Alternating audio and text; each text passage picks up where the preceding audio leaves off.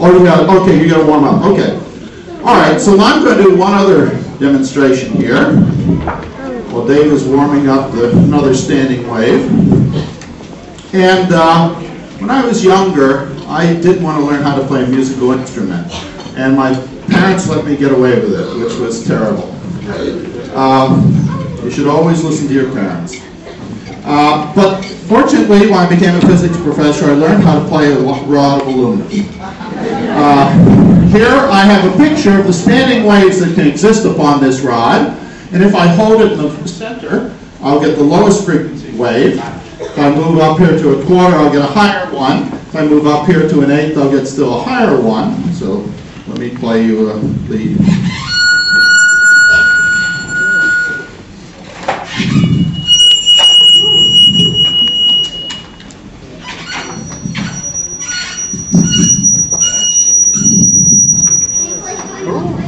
I can't.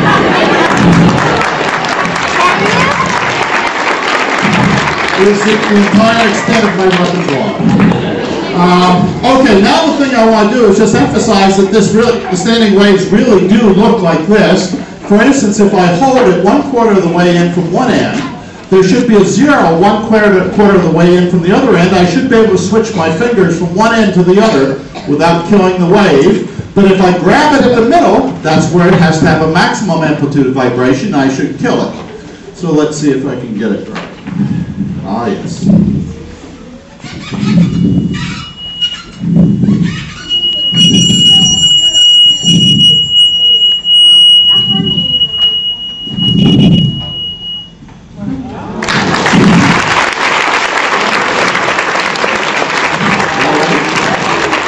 Okay, now I'm going to let Dave actually show you some standing waves in the tube.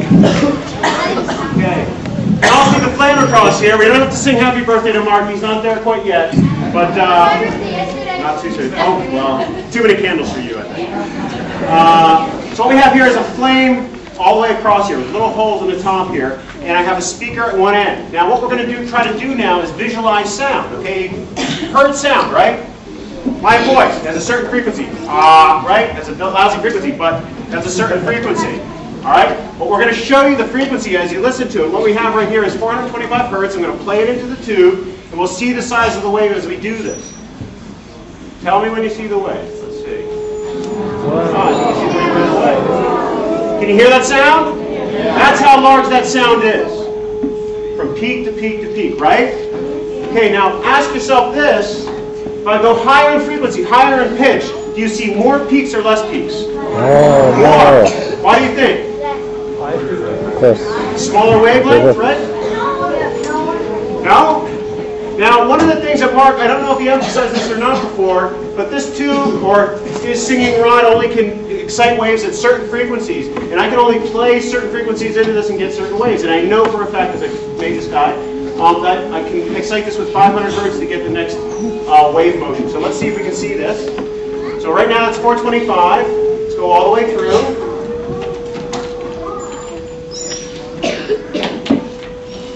And there it is. You hear that sound? That's how large that sound is. Okay, so you're right. It's a smaller, right, a little smaller wavelength. Now think about it this way. When someone pulls up behind you in one of those cars and its bass is really, heavy, heavy, heavy, right? And you sit in the car, and someone's behind you and you're thinking, how can they listen to it like that? Well, the reason you can hear them is how large is the bass note? Huge. The bass note is huge. That's why you can hear them so well in your own car. Okay? Plus they like music, I think. So there you go. So you saw a sound. If you have waves like in the ocean and they hit a different depth of water, the speed of the wave changes. The speed of the waves in a surface waves change with the depth if you go into very small depths. And so if you go from one medium to another, the speed of light changes from outside a solid to inside a solid. This guy is working intermittently.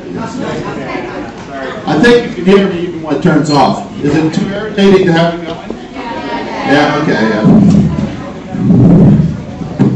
I've only got 2 more classes left to teach this year, and if I have no voice, they'll be happy. My ratings will get better if I have no voice. here is a very nice piece of plastic. This is a nice science fair project, actually. You can use a laser, and if you come straight down like this, the light goes straight through.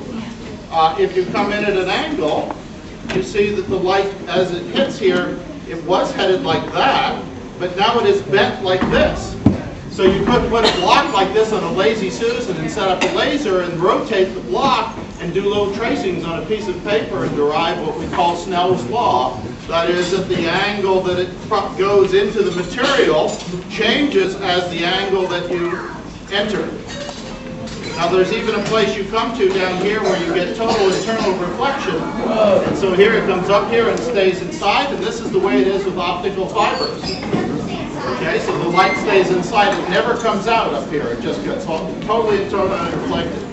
Now the reason I found this block is it was sitting to be thrown away by the particle physics group, and it was useful because it fluoresces. It responds to ultraviolet light very nicely.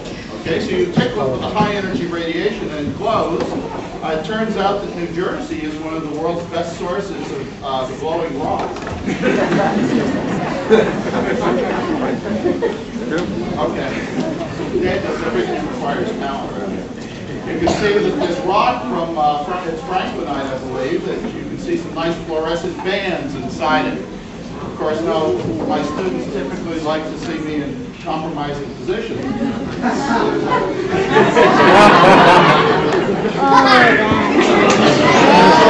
When Halloween comes around, they always like this.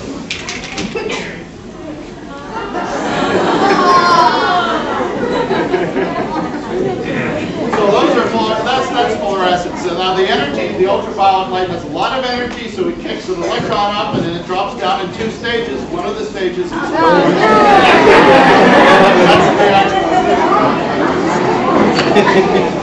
okay, right here, we talked a little bit about Snell's law and that, but right here we have a test tube inside a bag. Okay? I forgot that Dave set up Dave up with one point. And I mentioned that the waves move at different speeds when it goes.